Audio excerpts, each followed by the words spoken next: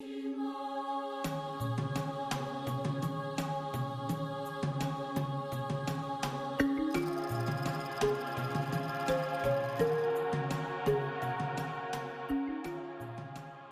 is Tom Melling, CEO of Safari, and here with me today is Lynn Riley, our VP of Strategic Initiatives.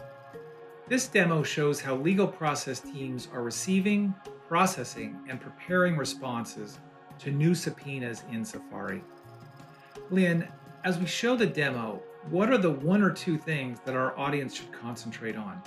When you think about all of the technology that has evolved to help manage legal operations, it's sort of surprising that no system has been built before specifically for responding to subpoenas.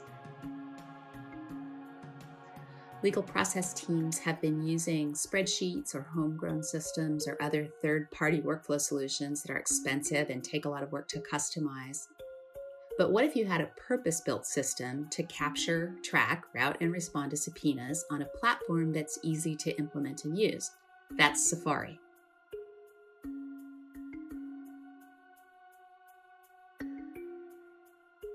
New subpoenas come into Safari either directly from your registered agent, such as CT or CSC, or by manually entering them.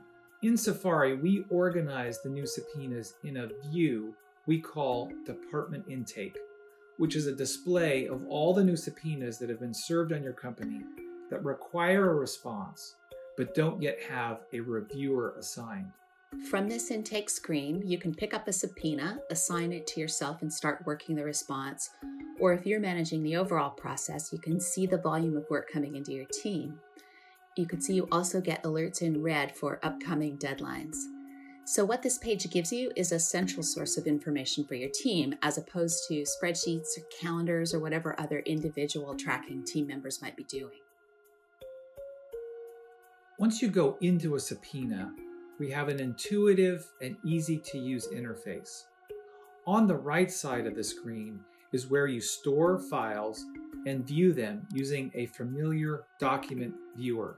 Here we are viewing the subpoena that was served on our company. On the left side of the screen are the fields that we use for tracking the information. Notice how easy it is to quickly review the information in the subpoena versus the information that you're tracking, or actually be able to enter them directly into the fields. We also have fields for tracking the subject or subjects, the issuer, and additional information such as the court.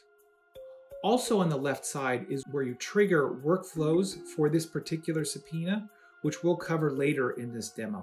Any changes to those fields, along with all the other activity in the system, are tracked in the audit history. So should you need it either for internal verification or for an audit, tracking procedures and your internal controls is a core process requirement, but if you're not using a system for the purpose, there's no effective way to capture that information. Here you have a record of your work, who did what and when, and also when you made responsive documents available and when they were downloaded. Once I have completed reviewing and providing the information about the subpoena, the next step is to attach our response files, which I have done here in the response folder. Notice that you can eliminate the risk of sending the wrong files by quickly viewing and confirming that the correct file was attached. There's also an internal folder for other documents that are relevant to a subpoena. So for example, you might store objections or correspondence with the issuer in a civil case, or if you have an RFPA certificate of compliance or delay notification order in the case of a law enforcement subpoena. Again, everything that you need is in one place.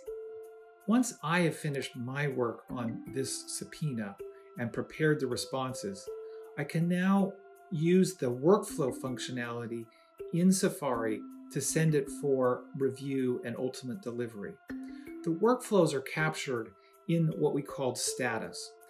For example, in our particular company, we have a QA process whereby we send it to a QA person before the subpoena is sent for final delivery. In this particular file, however, I have redactions that I would like legal to review. So I will select legal review for the next workflow, assign it to the attorney, and from there, that attorney will receive an alert and they can process it directly from his or her dashboard and then trigger it for delivery.